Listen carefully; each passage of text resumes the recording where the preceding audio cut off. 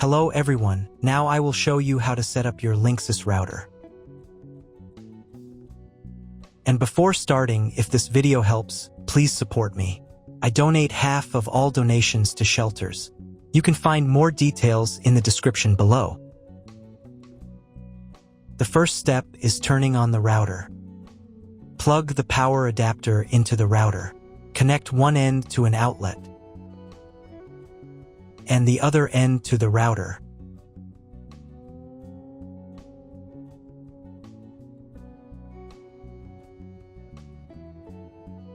When the router powers on, the indicator will illuminate. It may take a few minutes for it to completely turn on. The next step is to connect the cable from your internet service provider or from your modem to the internet port. This port is often marked as internet and typically has a different color. Each cable should be inserted until it clicks. You now need to reset the router to its original factory settings. Hold down the reset button on the router for 10 seconds. Wait for the router's indicator lights to start flashing. Occasionally, this button can be found inside the router casing to avoid accidental presses. In this case, use a thin object to press it down.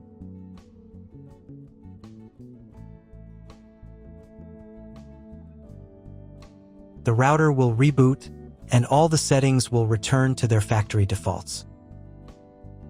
Plug one end of the Ethernet cable from the router into a LAN port.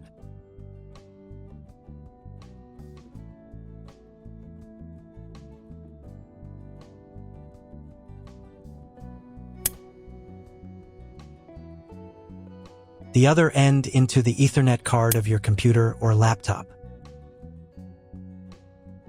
Wait a few minutes for connection.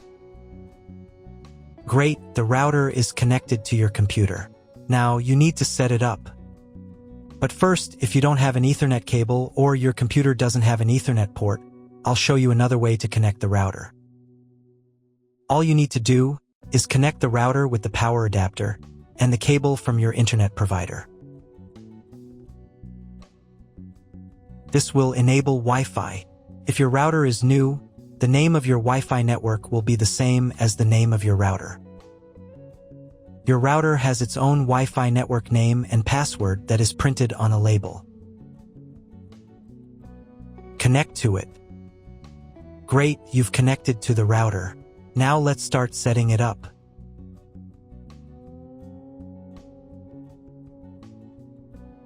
First, open your web browser and visit the URL you see on the screen. Use the URL bar instead of the search bar. At the beginning, you will see a form with a login and password. Usually it is admin and admin.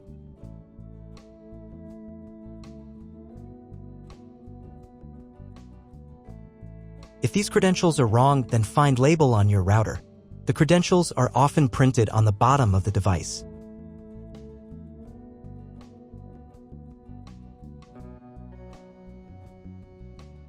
If none of this works, it means that your router has already been configured and someone has changed the login and password. If you can't find out the login credentials, just reset the router to factory settings. And then log into the router's personal cabinet using the standard credentials. If your router settings do not look like mine, it means that your router has a different firmware. I made a video for every firmware type. You can find all the links in the description down below. I want to warn you right away that there are many firmware versions and they may differ slightly. But don't worry, you will succeed, just watch the video and follow the instructions.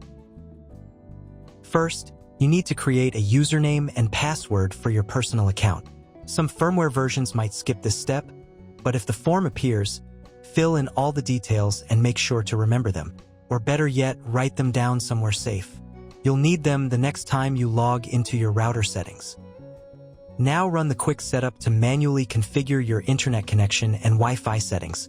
Just a heads up, depending on your firmware version, some steps might look different or appear in a different order. But don't worry, you've got this. Just follow along with the video. On the first screen, select your time zone. If you're not sure which one to choose, pick any option and click Next. On the next page, select your internet connection type. You can usually find this information in your contract with the internet provider. If you don't know what to select, try clicking the Auto Detect button. The router will attempt to figure out your connection type. If it doesn't work, just choose Dynamic IP.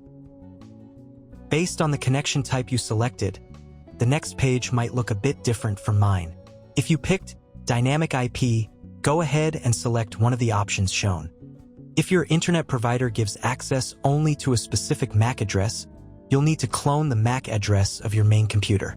If you're not sure, just choose Do Not Clone MAC Address. In most cases, cloning it isn't necessary. But if you still can't connect to the internet after the quick setup, try running it again, and this time, clone the MAC address. On the next page, set a name and password for your Wi-Fi network.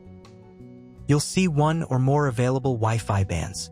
If you see multiple options, enable them all and set a name and password for each one. Once you've entered the credentials, click the Next button. Now you'll see a summary of all the settings you've just entered. Click the Save button and wait while the settings are applied. If you were connected to the router using Wi-Fi, you'll need to reconnect to the updated network. Click the Next button. Nice job! You've completed the quick setup. Now press the Test Internet Connection button. If it's failed, double-check that all the cables are connected correctly. Then try rebooting your router. Click the reboot icon in the top right corner. After the reboot, wait a few minutes. Sometimes the changes take a bit to apply and the internet will come back. If after all that you still don't have internet, open the Basic tab. Then click Internet. And then choose Clone MAC Address.